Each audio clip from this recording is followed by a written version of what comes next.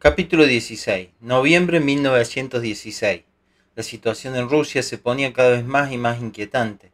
Milagrosamente hasta ese día, la mayoría de nosotros habíamos logrado mantenernos apartados de los acontecimientos. Pero ahora los acontecimientos se acercaban cada vez más. Nos alcanzaban personalmente a uno tras otro y se había hecho imposible dejar de tomarlos en cuenta. De ninguna manera es mi intención describirlos o analizarlos. Sin embargo, este periodo fue tan excepcional que no puedo ignorarlo totalmente, a no ser que admitiera que había estado sordo y ciego a la vez. Por otra parte, nada como la observación de los acontecimientos de entonces hubiera podido proporcionar datos tan interesantes para el estudio de la mecanicidad, es decir, de la perfecta ausencia en la historia de todo elemento voluntario. Algunas cosas parecían o hubieran podido parecer depender de la voluntad de algunos hombres, pero esto era una ilusión. Nunca había sido más claro que todo sucede y nadie hace nada. En primer lugar, se había tornado imposible dejar de ver que la guerra tocaba a su fin por sí misma. Un profundo cansancio había hecho presa de todos, ligado a una comprensión aún oscura, pero sólidamente arraigada, de lo absurdo de todo este horror. Ya nadie podía creer en palabras y ninguna tentativa para galvanizar la guerra hubiera podido tener resultado. Sin embargo, no era menos imposible detenerla, y todas estas habladurías a favor o en contra de la guerra mostraban simplemente la impotencia misma de la mente humana para darse cuenta de su propia impotencia. En segundo lugar, era claro que la catástrofe se aproximaba. De ninguna manera hubiera podido ser desviada. Los acontecimientos seguían su curso y no podían seguir ningún otro. Durante este periodo estuve también muy fuertemente impresionado por la actitud de políticos profesionales, de izquierda hasta entonces pasivos, que ahora se disponían a desempeñar un papel activo. De hecho, se mostraban los menos preparados, los más ciegos, los más incapaces de comprender lo que hacían, a dónde iban y lo que preparaban, sobre todo para sí mismos. Me acuerdo muy bien de San Petersburgo durante el último invierno de su vida. ¿Quién hubiera podido prever entonces, aun suponiendo lo peor, que ese sería su último invierno? Pero demasiada gente odiaba a esta ciudad y demasiada gente la temía. Sus días estaban contados. Nuestras reuniones continuaban. Durante los últimos meses de 1916, G no volvió más a San Petersburgo, pero algunos de los nuestros iban a Moscú, donde se traían nuevos diagramas y notas tomadas por sus alumnos.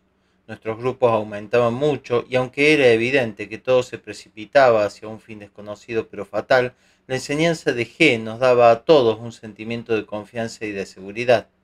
En ese entonces hablábamos a menudo de lo que hubiéramos experimentado en ese caos si no hubiésemos tenido la enseñanza, que cada vez se tornaba más nuestra. Ahora no podíamos imaginarnos cómo sin ella hubiéramos podido vivir y encontrar nuestro camino en el laberinto de todas las contradicciones de esa época. De este periodo datan nuestras primeras conversaciones sobre el Arca de Noé. Siempre había considerado este mito como una alegoría de la idea general del esoterismo, pero todos comenzamos a ver que tenía otro alcance más preciso. Era a la vez el plan de todo trabajo esotérico, incluso el nuestro. La enseñanza misma era un arca, gracias a la cual podíamos esperar salvarnos en algún momento del diluvio. Geno regresó hasta comienzos de febrero de 1917. Desde las primeras reuniones, nos describió un aspecto enteramente nuevo de todo lo que había hablado hasta entonces. Hasta aquí, dijo, hemos considerado la tabla de hidrógenos como una tabla de densidad de vibraciones y de densidades de materia, en proporción inversa una a otra. Debemos ahora comprender que la densidad de vibraciones y la densidad de materia expresan muchas otras propiedades de la materia. Por ejemplo, hasta ahora no hemos dicho nada todavía de la inteligencia o de la conciencia de la materia. Sin embargo, la velocidad de vibraciones de una materia muestra su grado de inteligencia. Recuerden que no hay nada inanimado ni muerto en la naturaleza. Cada cosa es viviente, inteligente y consciente a su manera. Pero esta conciencia y esta inteligencia se expresan de modos diferentes sobre los diversos niveles de ser, es decir, sobre diferentes escalas. Deben comprender de una vez por todas que nada está muerto. Hay simplemente diversos grados de animación y diversas escalas. La tabla de hidrógenos, que sirve para determinar la densidad de materia y la velocidad de vibraciones, sirve al mismo tiempo para determinar los grados de inteligencia y de conciencia. puesto que el grado de conciencia corresponde al grado de densidad o de velocidad de vibraciones. Esto significa que cuando más densa es la materia, es tanto menos consciente y tanto menos inteligente. Y cuando más densas son las vibraciones, tanto más consciente y tanto más inteligente es la materia. La materia está realmente muerta solo cuando ya no hay vibraciones. Pero en las condiciones ordinarias de la vida, en la superficie de la Tierra, la materia muerta no nos concierne. La ciencia misma no la puede obtener. Toda la materia que conocemos es viviente y a su manera es inteligente. Al determinar el grado de densidad de la materia por este mismo hecho, la tabla de hidrógenos determina su grado de inteligencia. Esto quiere decir que al hacer comparaciones entre la materia que ocupan diferentes lugares en la tabla de hidrógenos, determinamos no solamente su densidad, sino también su inteligencia. Y no solo podemos decir cuántas veces tal o cual hidrógeno es más denso o más ligero que otro, sino también cuántas veces un hidrógeno es más inteligente que otro. Para determinar con la ayuda de la tabla de hidrógenos las diferentes propiedades de las cosas y de las criaturas vivientes, constituidas por numerosos hidrógenos, se parte del principio de que en toda criatura viviente y en toda cosa hay un hidrógeno definido que es su centro de gravedad. Es, por así decirlo, el hidrógeno promedio de todos los hidrógenos que constituyen la criatura o la cosa dada. Para encontrar ese hidrógeno promedio, hay que conocer primeramente el nivel de ser de la criatura en cuestión. El nivel de ser está determinado por el número de pisos de su máquina. Hasta ahora solo hemos hablado del hombre y hemos tomado al hombre como una estructura de 3 pisos. No podemos hablar al mismo tiempo de los animales y del hombre, porque los animales difieren radicalmente del hombre. Los animales superiores que conocemos solo tienen 2 pisos, los animales inferiores solo uno. G hizo un dibujo. El hombre está compuesto de 3 pisos, el carnero tiene 2 pisos, el gusano no tiene sino un piso. Al mismo tiempo, los pisos inferior e intermedio del hombre equivalen de algún modo a los del carnero. Su piso inferior, tomado aisladamente, corresponde al del gusano. Se puede decir entonces que el hombre está hecho de un hombre, de un carnero y de un gusano, y que el carnero está constituido de un carnero y de un gusano. El hombre es una criatura compleja. Su nivel de ser está determinado por el nivel de ser de las criaturas que lo componen. El carnero y el gusano desempeñan en el hombre un papel más o menos importante.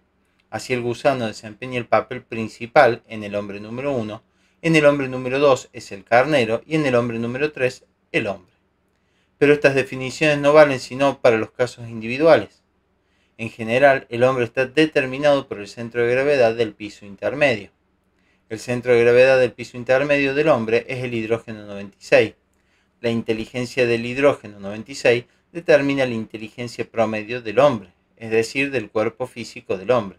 El centro de gravedad del cuerpo astral será hidrógeno 48. El centro de gravedad del tercer cuerpo, hidrógeno 24. El centro de gravedad del cuarto cuerpo, hidrógeno 12. Si ustedes recuerdan el diagrama de los 4 cuerpos del hombre, que indicaba los hidrógenos promedios del piso superior, les será más fácil comprender lo que les digo ahora. G dibujó este diagrama. El centro de gravedad del piso superior es un hidrógeno de solo un grado más alto que el centro de gravedad del piso intermedio. Y el centro de gravedad del piso intermedio es un hidrógeno de solo un grado más alto que el del piso inferior. Pero como ya lo he dicho, para determinar el nivel de ser por medio de la tabla de hidrógenos, generalmente se toma el piso intermedio. Partiendo de allí, se pueden resolver problemas tales como este. Supongamos, por ejemplo, que Jesucristo sea un hombre número 8. ¿Cuántas veces será Jesucristo más inteligente que una mesa? Una mesa no tiene pisos. Si se sitúa entre el hidrógeno 1536 e hidrógeno 3072, según la tercera gradación de la tabla de hidrógenos, el hombre número 8 es hidrógeno 6. Este hidrógeno es el centro de gravedad del piso intermedio del hombre número 8. Si podemos calcular cuántas veces más inteligente es el hidrógeno 6 que el hidrógeno 1536, sabremos cuántas veces más inteligente es un hombre número 8 que una mesa. Pero con relación a esto debemos recordar que la inteligencia se determina no por la densidad de la materia, sino por la frecuencia o la densidad de vibraciones.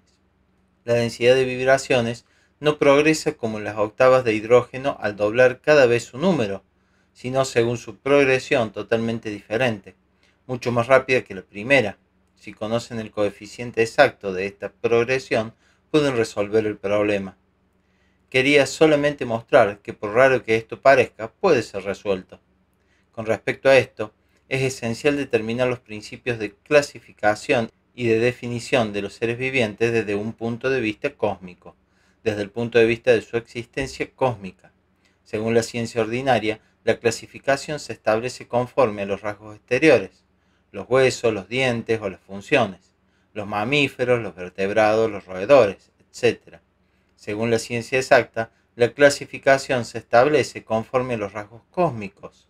En realidad, hay rasgos determinados que permiten establecer con la mayor exactitud la clase y la especie a la que pertenece toda criatura viviente, es decir, su propio sitio en el universo, así como su relación con otras criaturas. Estos rasgos son los rasgos del ser. El nivel cósmico del ser de toda criatura viviente está determinado, ante todo, por lo que come, en segundo lugar, por lo que respira, en tercer lugar, por el ambiente en que vive. Esos son los tres rasgos cósmicos de su ser. Tomen por ejemplo al hombre. Se alimenta de hidrógeno 768, respira hidrógeno 192 y vive en hidrógeno 192. No hay otros seres como él sobre nuestro planeta, aunque hay seres que le son superiores. Un animal tal como un perro puede alimentarse de hidrógeno 768, pero también puede alimentarse de un hidrógeno muy inferior, no 768, sino muy cerca a 1536, alimento no asimilable para el hombre. Una abeja se alimenta de un hidrógeno muy superior a 768, superior aún a 384, pero vive en su colmena en una atmósfera donde el hombre no podría vivir. Desde un punto de vista exterior, el hombre es un animal, pero de un orden diferente a todos los otros animales. Tomemos otro ejemplo.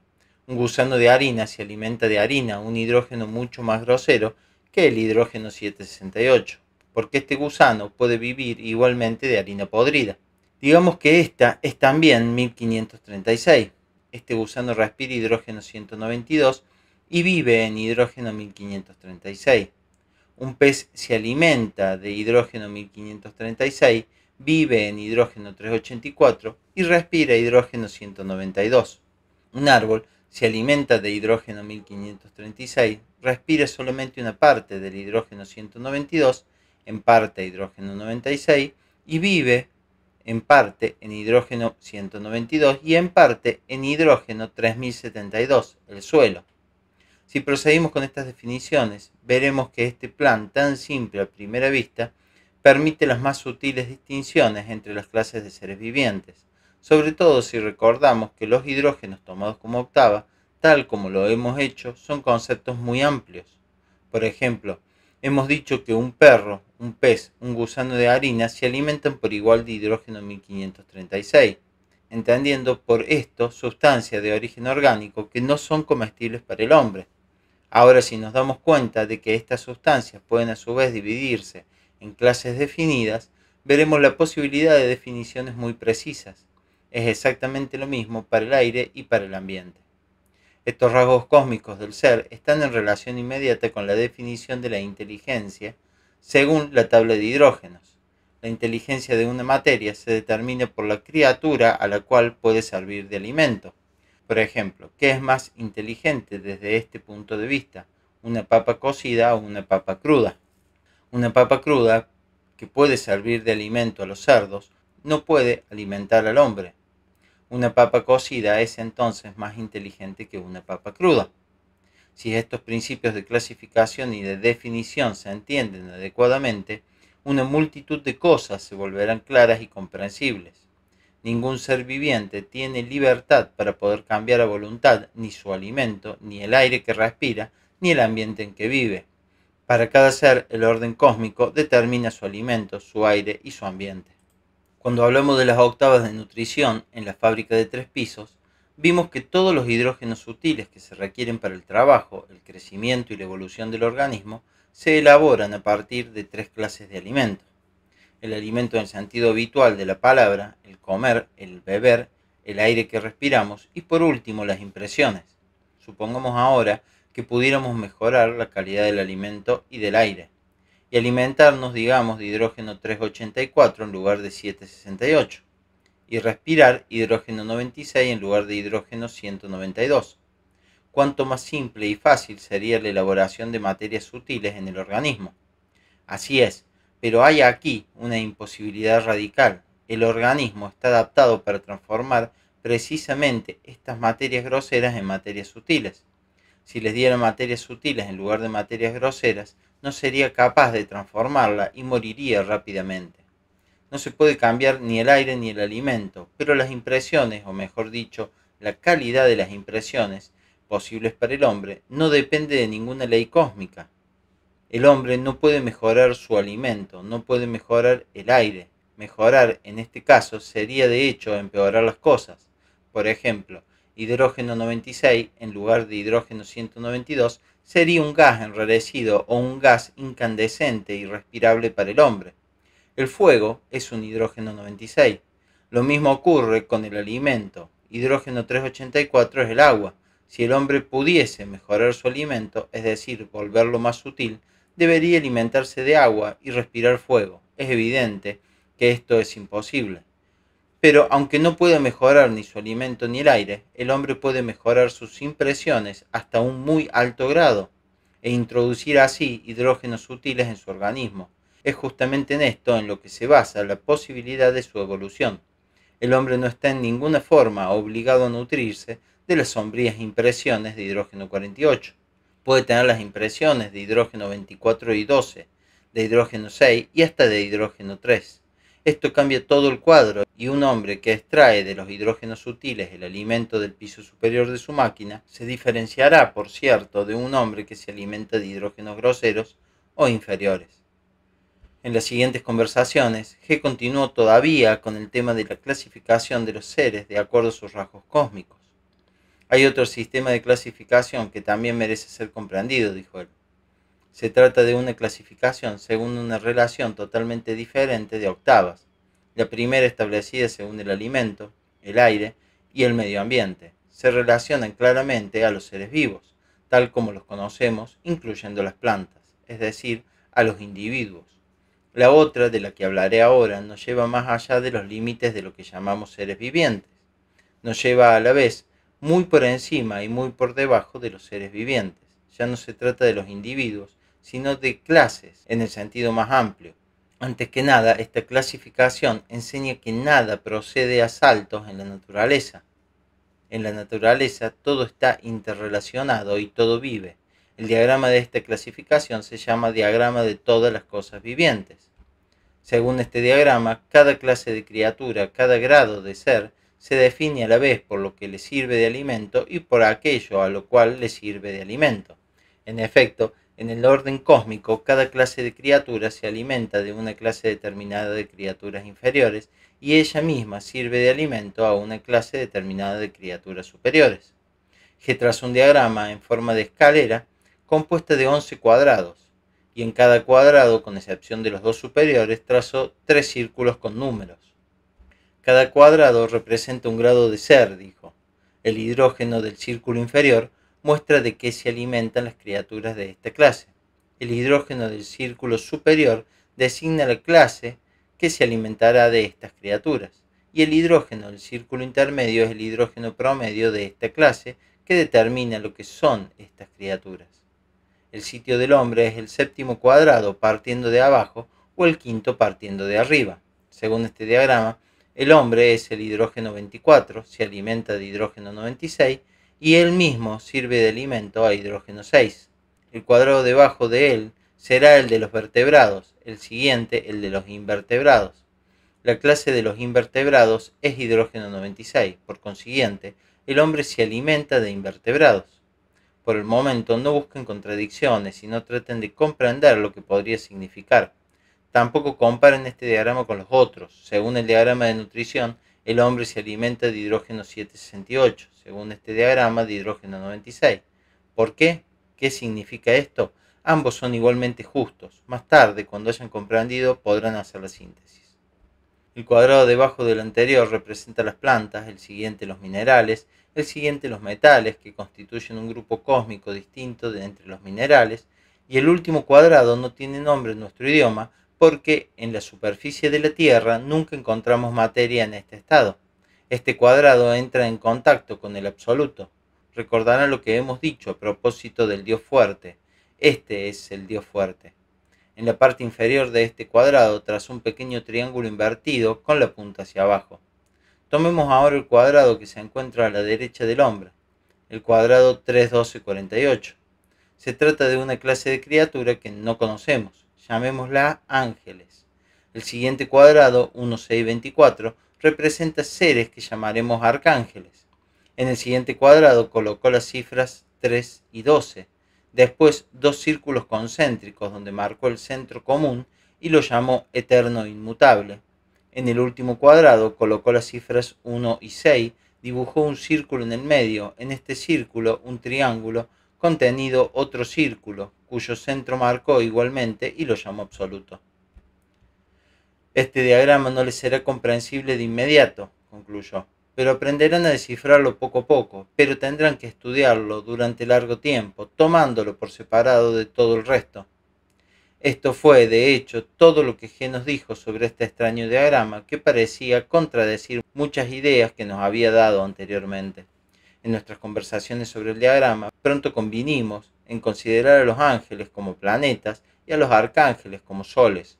Muchos otros puntos se aclararon así, pero lo que nos preocupaba bastante era la aparición del hidrógeno 6144, que no figuraba en la otra gradación de hidrógenos.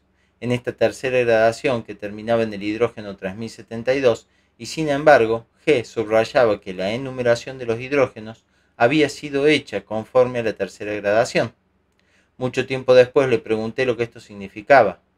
Es un hidrógeno incompleto, me respondió, un hidrógeno sin el Espíritu Santo. También pertenece a la misma gradación, es decir, a la tercera, pero queda sin realizarse. Cada hidrógeno completo se compone de carbono, de oxígeno y de nitrógeno. Tome ahora el último hidrógeno de la tercera gradación, el hidrógeno 3072. Este hidrógeno está compuesto de carbono 512, de oxígeno 1536 y de nitrógeno 1024. Más lejos aún, el nitrógeno se convierte en el carbono de la siguiente tríada, pero no hay para él ni el oxígeno ni el nitrógeno. Entonces, por condensación, él mismo se vuelve hidrógeno 6144, pero es un hidrógeno muerto, sin ninguna posibilidad de transformarse en otra cosa. Es un hidrógeno sin el Espíritu Santo. Esta fue la última visita de G a San Petersburgo. Traté de hablarle de los acontecimientos inminentes, pero no me dijo nada preciso y me quedé sin saber qué hacer. A raíz de su partida se produjo un acontecimiento excepcional. Todos lo habíamos acompañado a la estación de Nikolaevsky. G estaba con nosotros en el andén cerca del vagón y hablábamos. Era el hombre que siempre habíamos conocido. Después del segundo toque de campana, subió a su compartimiento y se asomó a la ventana. Otro hombre, este era otro hombre. Ya no era el que habíamos acompañado el tren. En el espacio de algunos segundos había cambiado, pero cómo describir en qué consistía la diferencia. Sobre el andén era como todo el mundo, pero desde la ventana del vagón nos miraba como un hombre totalmente de otro orden. Cada mirada, cada movimiento de este hombre estaban impresos de una importancia excepcional y de una dignidad increíble, como si súbitamente se hubiera convertido en un príncipe reinante o en el soberano de algún reino desconocido, que volvía a sus dominios y a quien habíamos venido a saludar antes de su partida. Algunos de los nuestros no se dieron cuenta claramente en el mismo momento de lo que pasaba, pero todos vivimos emocionalmente algo que trascendía el curso ordinario de la vida. Esto no duró sino algunos segundos. El tercer toque de campana siguió casi inmediatamente al segundo y el tren se puso en movimiento.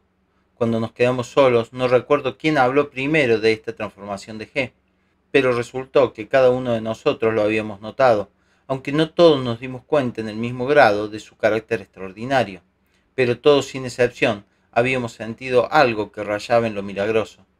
G nos había explicado anteriormente que si se dominaba el arte de la plástica, se podía cambiar completamente la propia apariencia. Él había hablado de la posibilidad de dar belleza o fealdad a los rasgos, de forzar a la gente a que reparen en uno, o aún la posibilidad de volverse realmente invisible. ¿Qué había pasado entonces? Tal vez era un caso ejemplar de esta plástica. Pero aquí no termina la historia. Al mismo vagón que G había subido A, un conocido periodista que partía ese día de San Petersburgo en un viaje de encuesta. Esto era justamente antes de la revolución. Tenía un asiento en el mismo compartimiento. Hicimos adiós a G acerca de uno de los extremos del vagón, mientras que cerca del otro un grupo se despedía de A. Yo no conocía a A personalmente, pero entre los que despedían se encontraban algunos de mis amigos. 2 o 3 de ellos que habían venido a nuestras reuniones se pasaban de un grupo al otro. Algunos días después, el diario del cual A era corresponsal publicó un artículo llamado En Camino, en el cual relataba sus pensamientos y sus impresiones del viaje. En su compartimiento se encontraba un extraño oriental que lo había impresionado por su extraordinaria dignidad, que resaltaba claramente entre la masa de espectadores bulliciosos que llenaban el vagón. Lo miraba exactamente como si estas personas no fueran para él sino pequeñas moscas. A suponía que debía ser un rey del petróleo, de Bakú, y en el curso de la conversación que tuvo luego con él, algunas frases enigmáticas reforzaron aún más su convicción de que se trataba de un hombre cuyos millones se amontonaban durante su sueño, y que miraba desde muy alto a las personas afanadas por ganarse la vida o por hacer dinero. Mi compañero de viaje, escribió A, se mantenía apartado, silencioso. Era un persa o un tártaro, que llevaba en la cabeza un gorro de astracán de cierto valor. Tenía bajo el brazo una novela francesa, veía té, enfriando cuidadosamente su vaso sobre la mesita delante de la ventana. A veces, con el mayor desprecio, dejaba caer su mirada sobre sus vecinos ruidosos y gesticulantes. Estos lo miraban con gran atención y hasta con respeto, mezclado de temor. Lo que más me interesó es que parecía ser del mismo tipo de oriental del sur que el resto de los viajeros. Un grupo de buitres que habían emprendido vuelo para ir a despedazar su carroña. Tenía la tez curtida, los ojos de un negro azabache y un bigote como el de Selim Khan. ¿Por qué entonces evita él y desprecia así su propia carne y su propia sangre? Pero tuve la suerte de que me comenzara a hablar. Se preocupa mucho, dijo. En su rostro aceitunado, imperturbable, sus ojos negros impresos de una cortesía totalmente oriental, sonreía ligeramente. Guardó silencio un instante y luego continuó. Sí, hay en Rusia hoy una cantidad de negocios de los cuales un hombre inteligente podría sacar mucho dinero. Y después de un nuevo momento de silencio explicó. Después de todo, es la guerra. Todos quisieran volverse millonarios. En su tono, tranquilo y frío, me parecía sorprender cierta jactancia fatalista y bárbara que se aproximaba al cinismo. Y le pregunté bruscamente, ¿y usted qué? Respondió. ¿No desea usted también volverse millonario? Respondió con un gesto vago y algo irónico. Me pareció que no había oído o que no había comprendido y le repetí. ¿No está usted también ansioso de sacar provecho? Sonrió de una manera particularmente tranquila y respondió con gravedad. Sacamos provecho de todo, nada lo puede impedir. Guerra o no guerra, es siempre lo mismo para nosotros. Sacamos provecho siempre. Pero entonces, ¿en qué tráfica usted? En energía solar. Naturalmente G se refería al trabajo esotérico, a la adquisición del conocimiento y a la formación de grupos, pero A entendió que hablaba de petróleo y concluyó así el pasaje dedicado en su artículo al rey del petróleo. Me hubiera interesado prolongar la conversación y conocer más la psicología de un hombre cuyo capital depende enteramente del orden del sistema solar, aparentemente imposible de ser trastornado, y cuyos intereses, por esta razón, parecen estar muy por encima de la guerra y de la paz. Un detalle en particular nos sorprendió. La novela francesa de G o bien lo había inventado A, o G le había hecho ver o suponer que el pequeño volumen amarillo que llevaba en la mano, y que tal vez ni siquiera era amarillo, era una novela francesa, pues G no leía francés. De vuelta a Moscú, durante el lapso que precedió a la revolución, solo 1 o 2 veces recibimos noticias de G. En cuanto a mí, todos mis planes se habían trastornado. No había logrado publicar mis libros, no había preparado nada para las ediciones extranjeras. aunque me había dado cuenta desde el comienzo de la guerra que en lo sucesivo debía continuar mi trabajo de escritor en el extranjero. Durante estos 2 últimos años había consagrado todo mi tiempo a la obra de G, a sus grupos, a las conversaciones relativas al trabajo, a viajar fuera de San Petersburgo y había descuidado completamente mis propios asuntos. La atmósfera era cada vez más sombría, se sentía en el aire una amenaza inminente. Solo aquellos de quienes parecía depender el curso de los acontecimientos no venían ni sentían nada. Los títeres son igualmente insensibles a los peligros que los amenazan.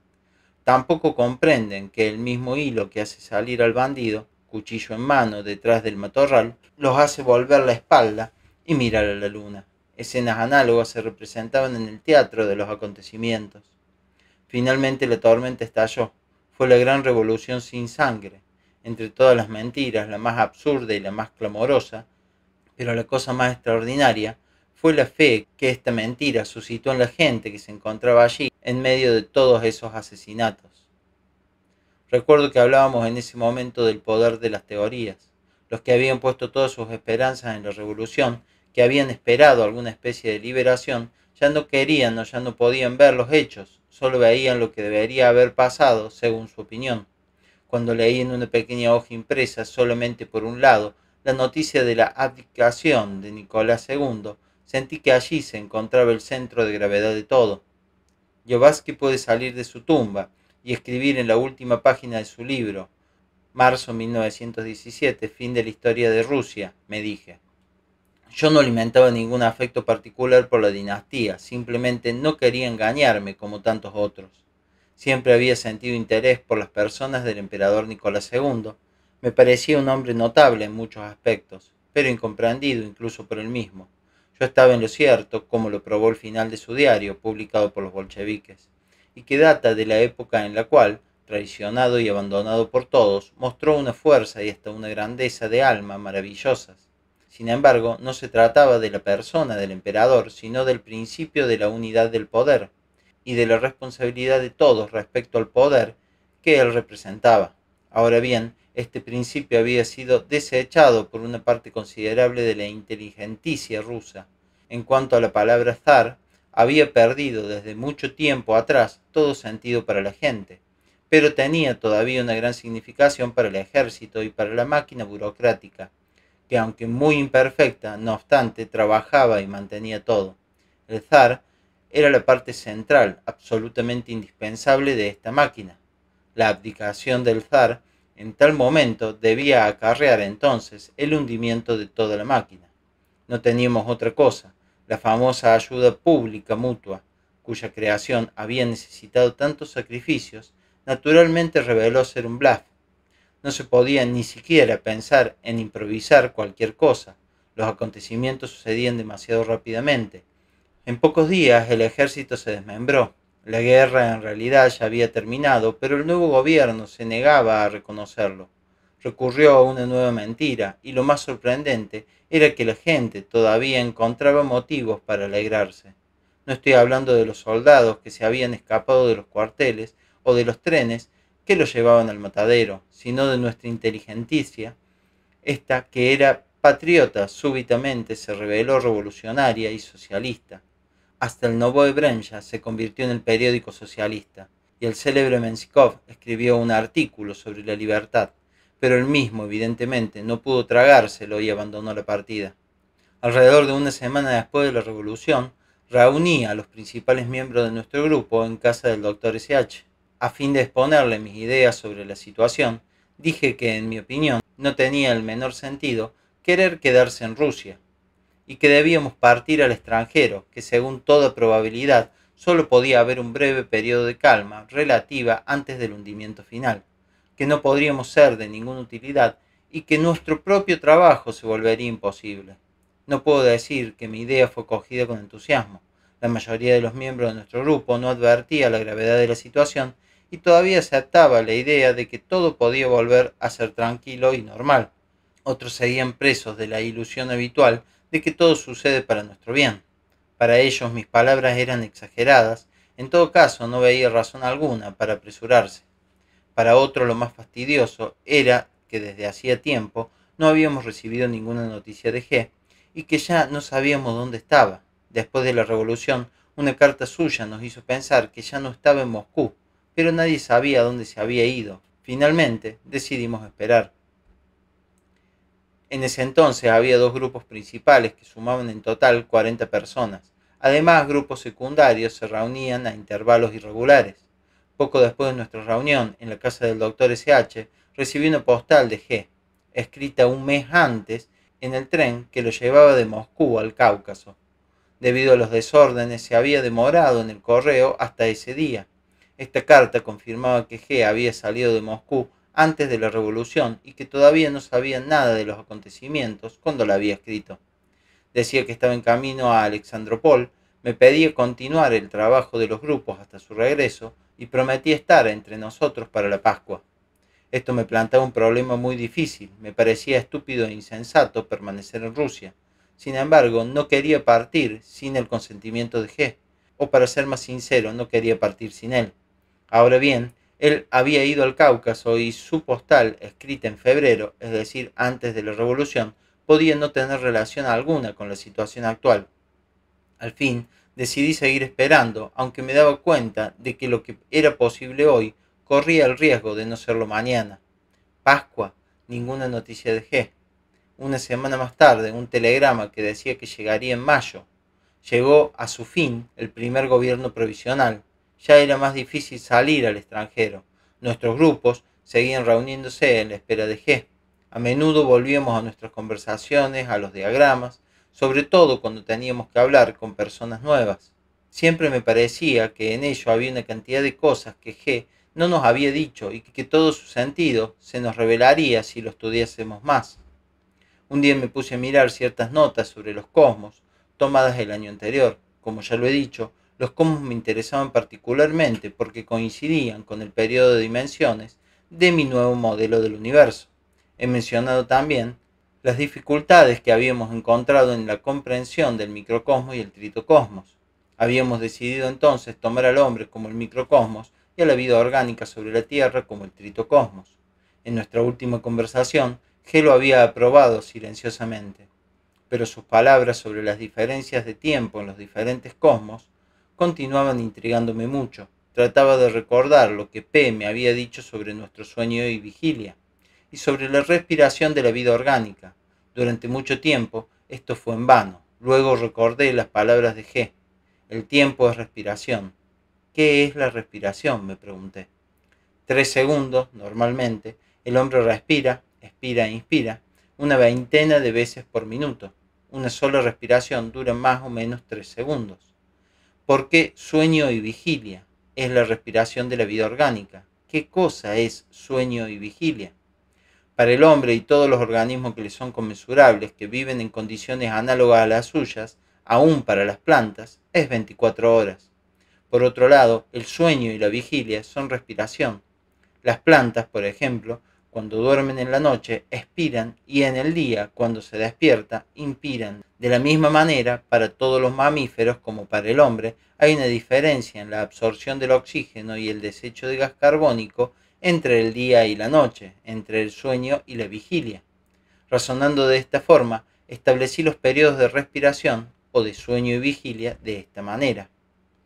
Hice una simple regla de 3. Al dividir 24 horas por 3 segundos, obtuve 28.800.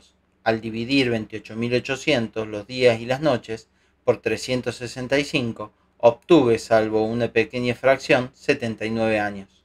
Esto me interesó. 79 años, me dije, constituyen el sueño y la vigilia de la vida orgánica. Ese número no correspondía a nada de lo que yo podía pensar sobre la vida orgánica, pero representaba la vida del hombre. Al tratar de seguir el paralelismo, dispuse las tablas de la manera siguiente. Una vez más, 79 años no quería decir nada en la vida de la Tierra. Multipliqué 79 por los 28.800 y obtuve un poco menos de 2,5 millones de años. Al multiplicar 2,5 millones por 30.000, para abreviar, obtuve un número de 11 cifras, 75.000 millones de años. Este número debía significar la duración de la vida de la Tierra. Hasta allí, todos estos números parecían lógicamente plausibles. 2,5 millones de años para la vida orgánica y 75.000 millones para la Tierra. Pero hay cosmos inferiores al hombre, me dije. Tratemos de ver la relación que tienen con este cuadro. Decidí tomar sobre este diagrama dos cosmos a la izquierda del microcosmos, tomando los primeros como células microscópicas relativamente grandes, luego como las células más pequeñas posibles, casi invisibles. Tal división de células en dos categorías no ha sido aceptada hasta ahora por la ciencia, pero si pensamos en las dimensiones en el interior del micromundo, es imposible no admitir que este mundo está constituido por dos mundos tan distintos uno de otro como lo son el mundo de los hombres y el mundo de los microorganismos y de las células relativamente grandes. Obtuve entonces el siguiente cuadro. Pequeñas células, vida 3 segundos. Células grandes, día y noche 3 segundos, vida 24 horas.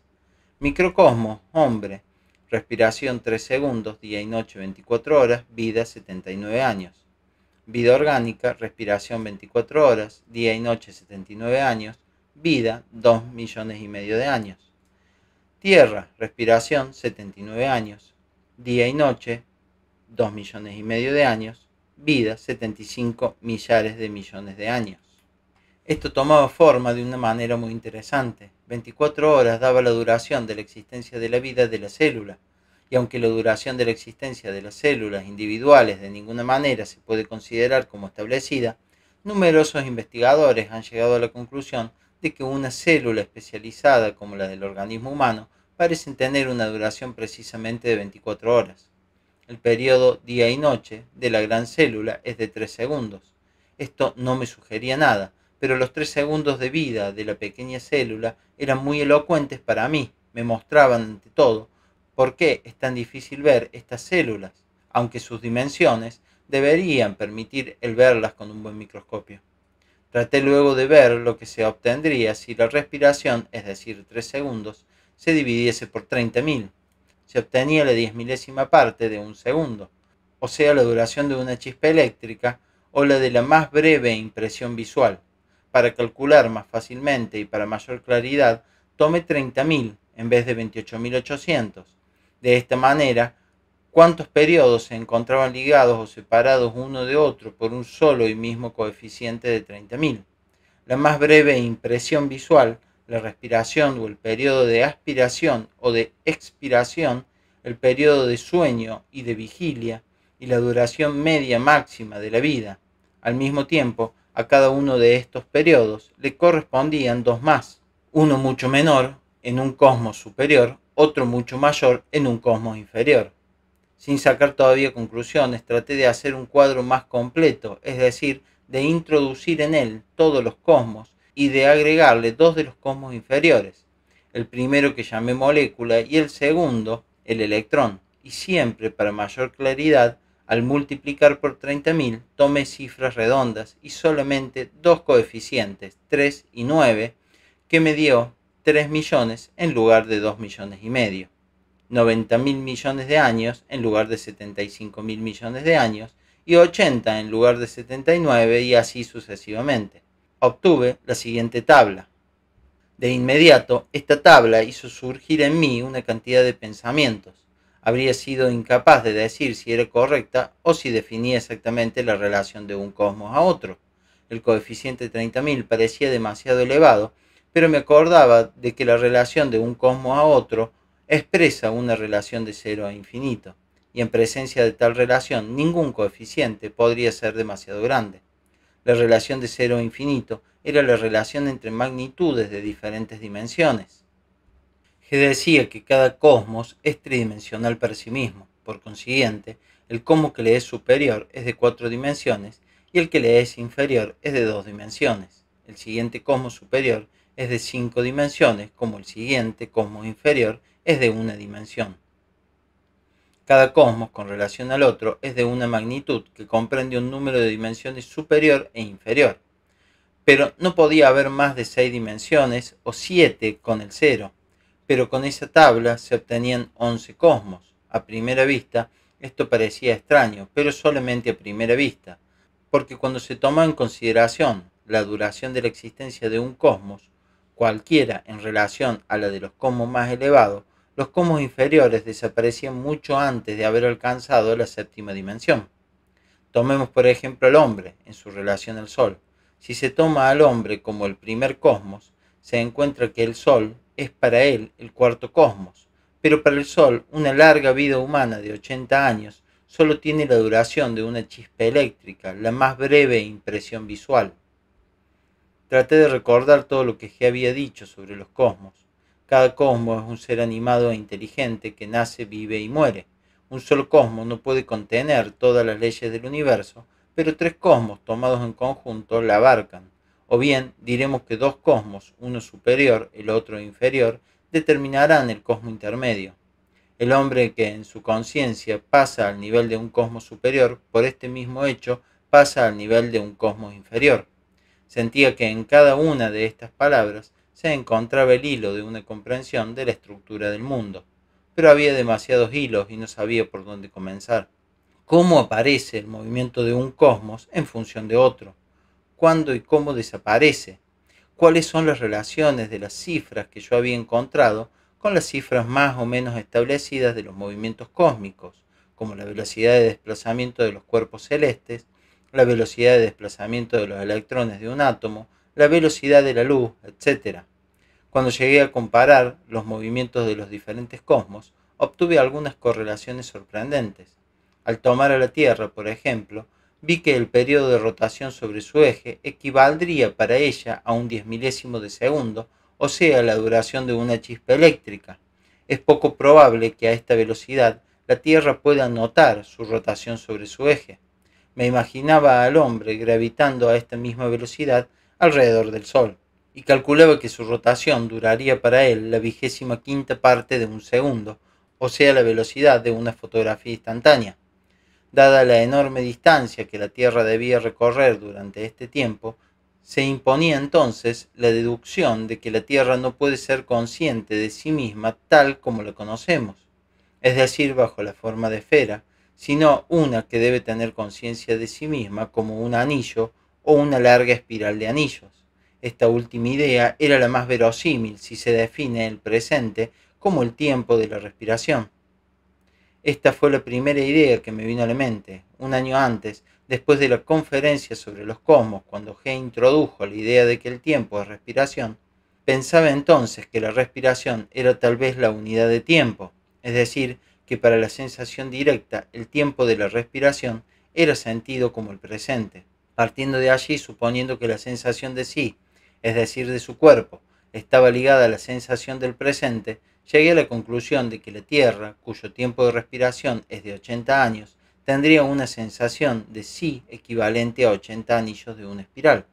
Había obtenido una nueva confirmación inesperada de todas las deducciones de mi nuevo modelo del universo. Pasando a los cosmos inferiores, situados en mi cuadro a la izquierda del hombre, encontré en el primero de ellos la explicación de lo que siempre me había parecido tan inexplicable, tan enigmático en el trabajo de nuestro organismo, o sea, la asombrosa velocidad de numerosos procesos interiores, casi instantáneos. Siempre me había parecido que había una especie de charlatanería de parte de los fisiólogos al no atribuir importancia a este hecho. No cabe duda de que la ciencia explica solo lo que puede explicar, pero en este caso, según mi parecer, ella no debía esconder el hecho y tratarlo como si no existiera. Al contrario, debería llamar la atención hacia él y mencionarlo en cada ocasión. Un hombre que no se interesa en cuestiones de fisiología puede no asombrarse del hecho de que una taza de café, un vaso de coñac, el humo de un cigarrillo, sea inmediatamente experimentados en el cuerpo entero, cambiando todas las correlaciones interiores de las fuerzas, la forma y el carácter de las relaciones. Pero para un fisiólogo debería ser claro que en ese lapso imperceptible de tiempo, más o menos igual a una respiración, se ha llevado a cabo una larga serie de procesos complicados, químicos y otros. La sustancia que ha penetrado en el organismo ha tenido que ser cuidadosamente analizada. Las más pequeñas peculiaridades han sido notadas. Durante el proceso de análisis, esta sustancia atraviesa numerosos laboratorios, ha sido disuelta en sus partes constitutivas y mezclada con otras sustancias. Luego esta mezcla ha sido incorporada al alimento que nutre los diversos centros nerviosos. Y todo esto debe tomar mucho tiempo. Pero lo que hace la cosa absolutamente fantástica y milagrosa es la brevedad en segundos de nuestro tiempo durante los cuales estos procesos se llevan a cabo. Pero el lado fantástico desaparece cuando nos damos cuenta de que para las grandes células, que evidentemente dirigen la vida del organismo, una sola de nuestras respiraciones prosigue durante 24 horas. Ahora bien, en 24 horas y hasta en 2 o 3 veces menos tiempo, es decir, en 8 horas, lo que equivale a un segundo, todos los procesos que han sido indicados pueden ser efectuados con cuidado, exactamente como lo sería una gran fábrica química bien organizada y que posee numerosos laboratorios. Al pasar al cosmos de las pequeñas células que están en el límite o más allá del límite de la visión microscópica, vi la explicación de lo inexplicable. Por ejemplo, casos de infección casi instantánea en enfermedades epidémicas, sobre todo aquellas en las cuales no se puede encontrar las causas de la infección. Si 3 segundos es el límite de la vida de una pequeña célula de esta clase, y estas son tomadas como equivalentes a la larga vida de un hombre, se puede concebir entonces la velocidad a la que estas células se pueden multiplicar, puesto que para ellas 15 segundos corresponden a 4 siglos. Luego, al pasar al mundo de las moléculas, me encontré frente al hecho de que la brevedad de la existencia de una molécula es una idea casi inesperada. Generalmente, supone que una molécula, aunque de una estructura muy complicada, existe como interior viviente de los elementos de los cuales está constituida la materia. Mientras exista la materia, nos vemos obligados a abandonar esta agradable y apaciguadora idea. La molécula que está viva en el interior no puede estar muerta en el exterior. Y como toda cosa viviente, debe entonces nacer, vivir y morir. La duración de su vida, igual que la de una chispa eléctrica o a la 10.000ª parte de un segundo, es demasiado breve para actuar directamente sobre nuestra imaginación. No es necesaria una analogía, alguna comparación, para comprender lo que esto significa. El hecho de que las células de nuestro organismo mueren y son reemplazadas por otras, nos ayudará en esto. La materia inerte, el hierro, el cobre, el granito, tiene que ser renovada desde adentro más rápidamente que nuestro organismo. En realidad, ella cambia bajo nuestros ojos. Miren una piedra, luego cierren los ojos. Cuando vuelven a abrirlos ya no será la misma piedra, ni una sola de sus moléculas subsistirá. En efecto, aún al verlas, no se trataba siquiera de esas mismas moléculas, sino solamente de sus huellas. Una vez más, esto me traía el nuevo modelo del universo. Y esto explicaba también por qué no podemos ver las moléculas, temas que traté en el capítulo 2 de aquella obra. Además veía en el último cosmos, es decir, en el mundo del electrón, un mundo de 6 dimensiones. Surgió para mí el problema de elaborar mejor la relación de las dimensiones. Tomar al electrón como cuerpo tridimensional era muy poco satisfactorio. Primeramente, la duración de su existencia es del orden de un 300 millonésimo de segundo. Está mucho más allá de los límites de nuestra imaginación. Se considera que la velocidad de revolución del electrón en el interior del átomo se expresa por medio de un número inverso de 15 cifras. 1 dividido por un número de 15 cifras, y puesto que la vida entera de un electrón, calculada en segundos, es igual a 1 dividido por un número de 9 cifras, se desprende que durante la duración de su vida un electrón realiza un número de revoluciones alrededor de su Sol igual a un número de 6 cifras, o si se toma en cuenta el coeficiente, a un número de 7 cifras. Si examinamos la Tierra en su movimiento de revolución alrededor del Sol, según mi tabla, ella realiza en el curso de su vida un número de revoluciones alrededor del Sol igual a un número de 11 cifras. Parece que hay una enorme diferencia entre un número de 7 cifras y un número de 11 cifras. Pero si comparamos el electrón ya no con la Tierra, sino con Neptuno, entonces la diferencia será mucho menor. Solo será la diferencia entre un número de 7 cifras y uno de 9. Una diferencia de 2 en vez de 4. Y por otra parte, la velocidad de revolución de un electrón en el interior del átomo es una cantidad muy aproximada. Hay que recordar que la diferencia en los periodos de revolución de los planetas alrededor del Sol se expresa por un número de 3 cifras, puesto que Mercurio gira 460 veces más rápido que Neptuno.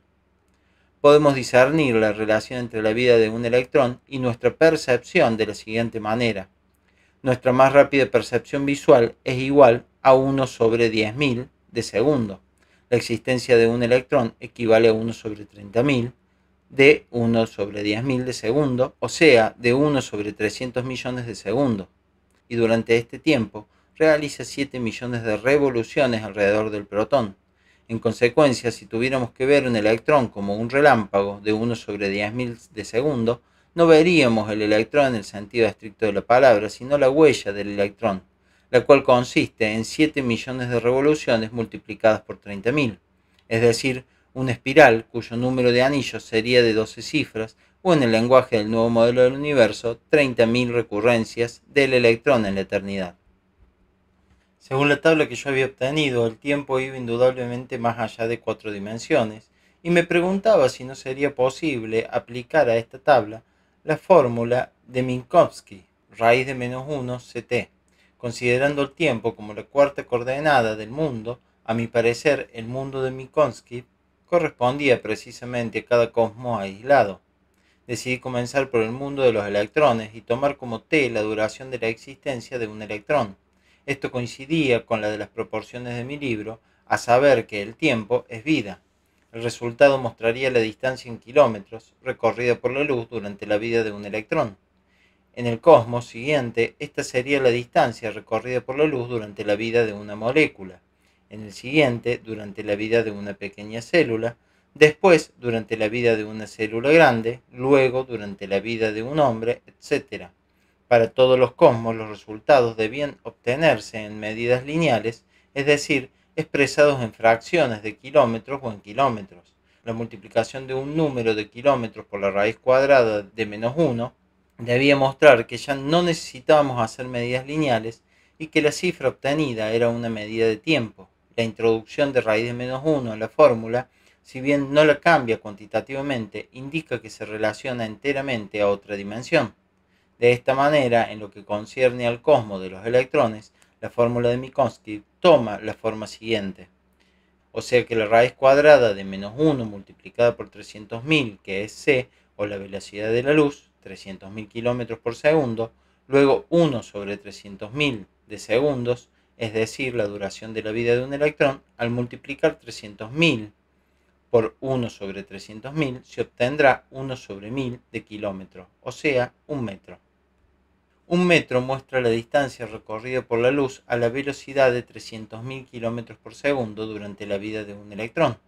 La raíz cuadrada de menos 1, que hace de un metro una cantidad imaginaria, indica que la medida lineal de un metro, en este caso, es la medida del tiempo, es decir, de la cuarta coordenada. Al pasar al mundo de las moléculas, la fórmula de Minkowski se convierte en raíz de menos 1 por 300.000 por 1 sobre 10.000.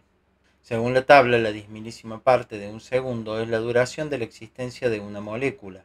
Si multiplicamos 300.000 kilómetros por 1 sobre 10.000, nos dará 30 kilómetros. El tiempo en el mundo de las moléculas se obtiene por la fórmula menos raíz de 1 por 30. 30 kilómetros representa la distancia que atraviesa la luz durante la vida de una molécula, o sea, en 1 sobre 10.000 de segundo. Luego, en el mundo de las pequeñas células, la fórmula de Minkowski se enuncia así: raíz de menos 1 por 300.000 por 3, o raíz de menos 1 por 900.000, es decir, 900.000 kilómetros multiplicado por la raíz cuadrada de menos 1. 900.000 kilómetros representa la distancia recorrida por la luz durante la vida de una pequeña célula, o sea, en 3 segundos. Al continuar los mismos cálculos para los cosmos siguientes, obtuve para las células grandes un número de 11 cifras que designa la distancia que recorre la luz en 24 horas. Para el microcosmos, un número de 15 cifras que expresa en kilómetros la distancia que recorre la luz en 80 años. Para el tritocosmos, un número de 20 cifras. Para el mesocosmos, un número de 24 cifras. Para el deuterocosmos, un número de 29 cifras. Para el macrocosmos, un número de 33 cifras. Para el ayocosmos, un número de 38 cifras, y para el protocosmos un número de 42 cifras, o raíz de menos 1 por 9 por 10 a la 41. En otros términos, esto significa que durante la vida del protocosmos, un rayo de luz recorre 900.000 septillones de kilómetros. La aplicación de la fórmula de Minkowski a la tabla del tiempo, tal como ya lo había obtenido, muestra muy claramente para mí que la cuarta coordenada no se puede establecer sino para un solo cosmos a la vez, el cual aparece entonces como el mundo de 4 dimensiones de Minkowski. 2, 3 cosmos o más no pueden ser considerados como un mundo de 4 dimensiones y exigen para su descripción 5 o 6 coordenadas. Al mismo tiempo, la fórmula de Minkowski muestra para todos los cosmos la relación de la cuarta coordenada de uno de los cosmos a la cuarta coordenada de otro, y esta relación, o dicho de otra manera, la relación entre los 4 periodos principales de cada cosmos, lo mismo que entre uno de los periodos de un cosmos y el periodo correspondiente, es decir, de nombre similar de otro cosmos, es igual a 30.000. Lo que me interesó luego en lo que yo llamaba la tabla del tiempo en los diferentes cosmos fue la relación de los cosmos y del tiempo de los diferentes cosmos a los centros del cuerpo humano. G me había hablado a menudo de la enorme diferencia de velocidades entre los diferentes centros. El razonamiento arriba mencionado me llevó a la idea de que, en lo que concierne a la velocidad del trabajo interior del organismo, esta velocidad pertenecía al centro instintivo. Partiendo de esta base, traté de comenzar por el centro intelectual, tomado como unidad de su trabajo. Por ejemplo, el tiempo necesario para la plena percepción de una impresión, es decir, para la recepción de su clasificación, su definición y para la reacción correspondiente. Por lo tanto, si es verdad que los centros están entre sí en una relación análoga a la de los cosmos, durante el mismo tiempo se podría efectuar 30.000 percepciones en el centro instintivo, 30.000 al cuadrado en el centro emocional superior y el sexo, y 30.000 al cubo en el centro intelectual superior. Al mismo tiempo, siguiendo la ley indicada por G respecto a la correlación de los cosmos, el centro instintivo con relación a la cabeza o al centro intelectual comprendería 2 cosmos, es decir, el segundo microcosmos y el tritocosmos. Luego el centro emocional superior y el sexo, tomados aisladamente, comprenderían el tercer microcosmos o mesocosmos, y finalmente el centro intelectual superior comprendería el 4 microcosmos y el deuterocosmos. Pero este último centro corresponde a un desarrollo superior, a un desarrollo del hombre que no se puede obtener accidentalmente ni de una manera natural. En el estado normal del hombre, el centro sexual, que trabaja 30.000 veces más rápido que los centros instintivos y motor, y 30.000 al cuadrado veces más rápido que el centro intelectual, poseería bajo esta relación una enorme ventaja sobre los otros centros. En lo que concierne a la relación de los centros a los cosmos, se abriría delante de mí numerosas posibilidades de estudio. Lo que atrajo luego mi atención fue el hecho de que mi tabla coincidía con ciertas ideas y aún con los números de los cálculos cósmicos del tiempo, que se encuentra entre los gnósticos y en la India. Un día de luz es 1.000.000 de años del mundo, y 36,5 miriadas de años en el mundo, 365.000, son un solo año de luz. Aquí los números no coinciden, pero en los textos hindúes, en ciertos casos, la correspondencia es flagrante. Hablan de la respiración de Brahma, de los días y noche de Brahma, de una edad de Brahma. Si tomamos como años los números dados en los textos hindúes, entonces el Mahamandra, es decir, la edad de Brahma, o 311 trillones de años, un número de 15 cifras, casi coincide con el periodo de existencia del Sol, un número de 16 cifras, y la duración del día y noche de Brahma, 8.640 millones de años, número de 10 cifras, casi coincide con la duración del día y noche del Sol, número de 11 cifras. Si tomamos la idea hindú del tiempo cósmico sin tener en cuenta los números, parecen otras correspondencias interesantes. Así, si tomamos a Brahma como el protocosmos, entonces la expresión Brahma inspira y expira el universo coincide con la tabla, porque la respiración de Brahma o el protocosmos, un número de 20 cifras, coincide con la vida del macrocosmos, es decir, nuestro universo visible o el mundo de las estrellas. Hablé mucho con Z de la tabla del tiempo y tenía mucha curiosidad por saber lo que G diría cuando lo viéramos. Mientras tanto, los meses pasaron, finalmente ya estábamos en junio. Escribí un telegrama a Alexandropol: si quiere descansar, venga a verme aquí, muy propio de G. 2 días después salí de San Petersburgo. Rusia sin autoridades presentaba un espectáculo curioso. Todo parecía mantenerse por inercia, pero los trenes aún marchaban regularmente y los guardas expulsaban de los vagones a una indignada muchedumbre de viajeros sin boletos. Me tomó 5 días llegar a Tiflis, en lugar de los 3 que era lo normal. El tren llegó a Tiflis de noche. Era imposible salir a la ciudad. Me vi obligado a esperar en el comedor de la estación hasta la mañana. La estación estaba llena de una muchedumbre de soldados que por su propia cuenta volvían del frente del Cáucaso. Muchos estaban ebrios. Hubo meetings durante toda la noche en el andén, delante de las ventanas del comedor, y se pusieron al voto resoluciones. Durante los meetings hubo 3 cortes marciales y 3 hombres fueron fusilados en el andén. Un camarada ebrio que había irrumpido en el comedor explicaba a cada uno que el primero había sido fusilado por robo, el segundo por error porque había sido tomado por el primero, y el tercero también había sido fusilado por error porque había sido tomado por el segundo. Me vi obligado a pasar el día en Tiflis. El tren para Alexandropol no partió hasta la noche. Llegué al día siguiente por la mañana. Encontré a G instalando un generador para su hermano. Una vez más comprobé su increíble capacidad para adaptarse a cualquier trabajo, a cualquier labor. Conocí a sus padres. Eran personas de una cultura muy antigua, muy particular. Su padre era aficionado a los cuentos regionales, las leyendas y las tradiciones. Tenía la naturaleza de un bardo. Sabía de memoria millares y millares de versos en los dialectos locales. Eran griegos de Asia Menor, pero entre ellos hablaban armenio, como todos los de Alexandropol. En los primeros días que siguieron a mi llegada, G estuvo tan ocupado que no tuve ocasión de preguntarle qué pensaba sobre la situación general ni lo que esperaba hacer. Pero cuando pude hablarle, me dijo que no estaba de acuerdo conmigo, que todo se calmaría pronto y que podríamos trabajar en Rusia. Agregó que, en todo caso, quería volver a San Petersburgo para ver la Nevsky con el pequeño mercado de granos de girasol del cual yo le había hablado, y decidir allá lo que tendría que hacer.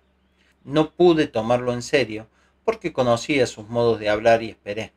En efecto, a la vez que me dijo esto con una aparente seriedad, G me sugirió que no estaría mal ir a Persia, o aún más lejos, que conocía un lugar en las montañas de Transcaucasia donde se podía vivir varios años sin encontrarse a nadie. En general me quedaba un sentimiento de incertidumbre, pero a pesar de todo, esperaba convencerlo en el camino a San Petersburgo de que deberíamos partir al extranjero si todavía fuera posible. G evidentemente esperaba algo. El generador marchaba bien, pero no nos movíamos. En la casa había un interesante retrato de G que me dijo mucho sobre él. Era la ampliación de una foto tomada cuando era muy joven. Estaba con una levita negra, sus cabellos crespos, peinados hacia atrás. Este retrato me mostró cuál había sido su profesión de entonces, de la cual nunca hablaba. Esto me sugirió muchas ideas interesantes, pero como fui yo quien hizo este descubrimiento, guardé el secreto.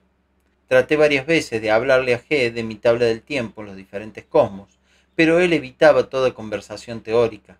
Alexandropol me gustó mucho. El barrio armenio parecía una ciudad de Egipto o de la India del Norte, con sus casas de techos planos en los que crecía hierba. Sobre la colina se hallaba un antiquísimo cementerio armenio, desde el cual se podían ver las cumbres nevadas del monte Ararat.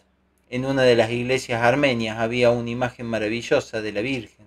El centro de la ciudad parecía un pueblo ruso, pero su mercado era típicamente oriental, sobre todo por los caldereros que trabajaban en sus barracas al aire libre. Aparentemente lo menos interesante era el barrio griego donde se encontraba la casa de G. En cambio, sobre los barrancos se extendía el suburbio tártaro, muy pintoresco, pero también uno de los más peligrosos, a juzgar por lo que se decía en los otros barrios de la ciudad. No sé lo que puede quedar de Alexandropol después de todos estos movimientos de independencia, de estas repúblicas, confederaciones, etc. Creo que lo único que se puede garantizar es la vista del monte Ararat. Casi nunca logré ver ni hablar a solas con G, quien pasaba una gran parte de su tiempo con su padre y su madre. Me gustaba mucho la relación que tenía con su padre, que manifestaba una consideración extraordinaria. El padre de G era un hombre viejo y robusto, de mediana estatura, siempre con la pipa entre los dientes y con un gorro de astracán. Era difícil creer que tuviera más de 80 años. Apenas hablaba ruso. Tenía la costumbre de conversar con G durante horas y me gustaba ver cómo éste lo escuchaba, riendo un poco de vez en cuando, pero sin perder un segundo el hilo de la conversación, alimentándola con sus preguntas y sus comentarios. Evidentemente el anciano gozaba al hablar con su hijo. G le consagraba todo su tiempo libre y jamás mostraba ninguna impaciencia. Por el contrario, todo el tiempo manifestaba un gran interés por lo que él decía. Aunque esta actitud era parte deliberada y no lo podría ser totalmente o no hubiera tenido ningún sentido. Yo estaba muy interesado y atraído por esta expresión de sentimiento de parte de G. En total, permanecí 2 semanas en Alexandropol. Finalmente, una hermosa mañana, G me dijo que partiéramos a San Petersburgo dentro de 2 días, y así lo hicimos. En Tiflis, vimos al general S, que había frecuentado durante algún tiempo nuestro grupo de San Petersburgo. Sin duda, la conversación con él le hizo ver a G la situación bajo un nuevo aspecto, puesto que modificó sus planes. Durante el viaje, al salir de Tiflis, tuvimos una conversación interesante en una pequeña estación de Bakú y Derbent. Nuestro tren se detuvo para dejar pasar los trenes de los camaradas que volvían del frente del Cáucaso. Hacía mucho calor, a lo lejos brillaba el mar Caspio y alrededor de nosotros resplandecía la arena.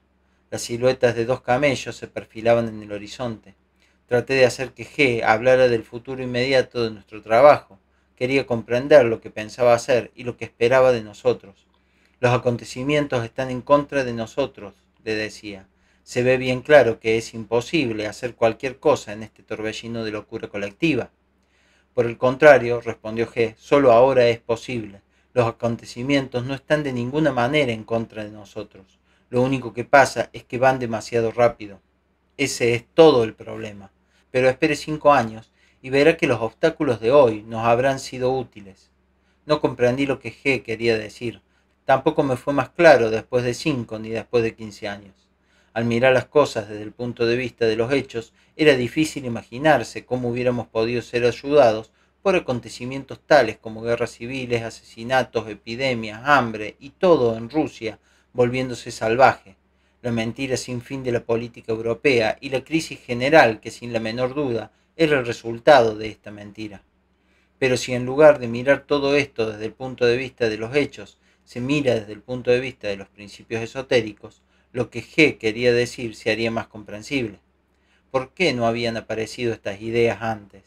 ¿Por qué no las tuvimos cuando Rusia existía todavía y Europa era para nosotros el cómodo y agradable extranjero? Aquí se encontraba sin duda la llave de la enigmática observación de G. ¿Por qué no aparecieron estas ideas? Probablemente porque no pueden aparecer sino en el momento mismo en que la atención de la mayoría de la gente se deja llevar enteramente en otra dirección, y en que estas ideas no pueden alcanzar sino a los que las buscan. Yo tenía razón desde el punto de vista de los hechos. Nada nos hubiera podido molestar más que los acontecimientos. Al mismo tiempo, es probable que fueron precisamente estos acontecimientos los que nos permitieron recibir lo que nos fue dado. Ha quedado en mi memoria el recuerdo de otra conversación. Una vez más, el tren se eternizaba en una estación y nuestros compañeros de viaje caminaban sin cesar por el andén. Le hice a G una pregunta a la que yo no encontraba respuesta, a propósito de la división de uno mismo en yo y en Upesky. ¿Cómo puede uno reforzar el sentimiento del yo y reforzar la actividad del yo? Usted no puede hacer nada especial para eso, dijo G. Vendrá como resultado de todos sus esfuerzos, subrayó la palabra todos. Tómese usted como propio ejemplo. Ahora debería sentir su yo diferentemente. ¿Nota usted una diferencia o no? Traté de tener la sensación de mí, como G nos había enseñado, pero debo decir que no constaté ninguna diferencia con lo que había sentido anteriormente. Eso vendrá, dijo G, y cuando venga lo sabrá, no hay duda posible respecto a esto. Es una sensación enteramente nueva. Más tarde comprendí lo que quería decir, de qué clase de sensación hablaba y de qué cambio, pero comencé a experimentarlo solamente 2 años después de nuestra conversación.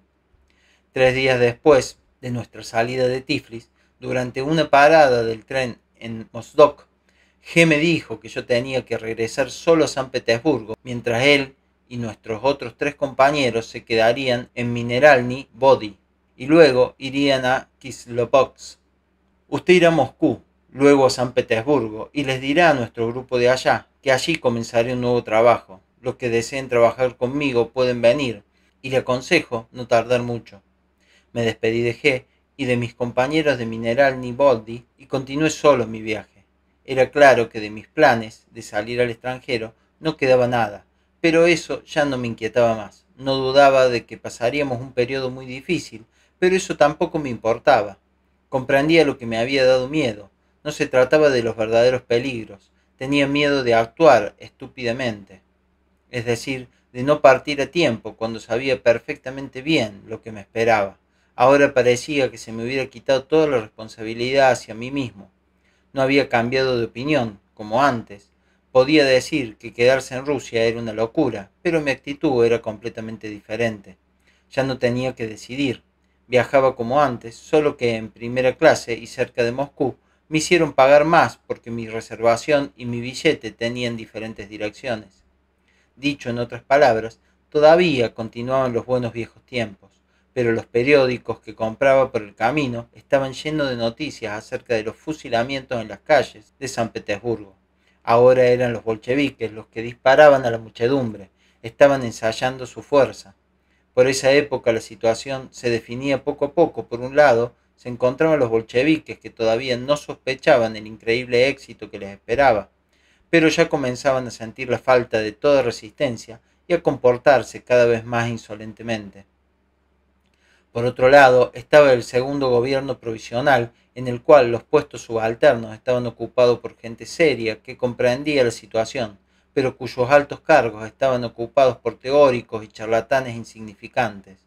Además, había la inteligencia que había sido diezmada por la guerra, y por último, lo que quedaba de los antiguos partidos y los círculos militares. Todos estos elementos, tomados en conjuntos, se dividían a su vez en dos grupos. Uno, que en contra de todos los hechos y del sentido común, aceptaba la posibilidad de un arreglo de paz con los bolcheviques, los que se aprovechaban muy astutamente de esto, ocupando una tras otra todas las posiciones, y el otro, que dándose cuenta de la imposibilidad de toda negociación con los bolcheviques, se encontraba al mismo tiempo desunido e incapaz de intervenir abiertamente. El pueblo guardaba silencio, aunque quizás jamás en la historia la voluntad del pueblo haya sido expresada tan claramente, y esta voluntad era detener la guerra. Pero ¿quién podía detener la guerra? Esta era la pregunta capital. El gobierno provisional no se atrevía, y era claro que la decisión no podía venir de los círculos militares. Sin embargo, el poder pasaría obligatoriamente a los primeros que pronunciasen la palabra paz, y como sucede a menudo en tales casos, la palabra buena vino del lado malo. Los bolcheviques pronunciaron la palabra paz, primero porque para ellos todo lo que decían no tenía ninguna importancia, no tenía la menor intención de cumplir sus promesas, podían entonces decir todo lo que querían. En esto consistía su principal ventaja y su mayor fuerza. Además había otra cosa: la destrucción es siempre mucho más fácil que la construcción. Cuanto más fácil es quemar una casa que edificarla. Los bolcheviques eran los agentes de la destrucción. Ni entonces ni después podían ni pueden hacer otra cosa. A pesar de sus jactancias y del apoyo de sus amigos declarados u ocultos, pero podían y pueden destruir muy bien, no tanto por su actividad como por su existencia misma, que corrompe y desintegra todo alrededor de ellos. Esta cualidad especial que les es propia explica su éxito creciente y todo lo que debía pasar mucho más tarde. Nosotros que mirábamos las cosas desde el punto de vista de la enseñanza, podíamos ver no solamente el hecho de que cada cosa sucede, sino también cómo es que sucede, es decir, cuán fácilmente baja la pendiente y se hace pedazos cada cosa desde que ha recibido el más pequeño impulso. No me quedé en Moscú, pero conseguí entrevistarme con algunas personas mientras esperaba el tren de la tarde para San Petersburgo, y le transmití el encargo de G. Luego me fui a San Petersburgo y transmití el mismo mensaje a los miembros de nuestros grupos. 12 días después estaba de vuelta en el Cáucaso. Me enteré de que G no vivía en Kislovdok, sino en Esentuki, y 2 horas más tarde me reuní con él en una pequeña villa. G me preguntó largamente sobre todas las personas que había visto, lo que cada una me había dicho, los que se preparaban para venir y los que no vendrían, etc. Al día siguiente llegaron 3 de San Petersburgo, luego 2 más y así sucesivamente. En total se reunieron así 12 personas alrededor de G.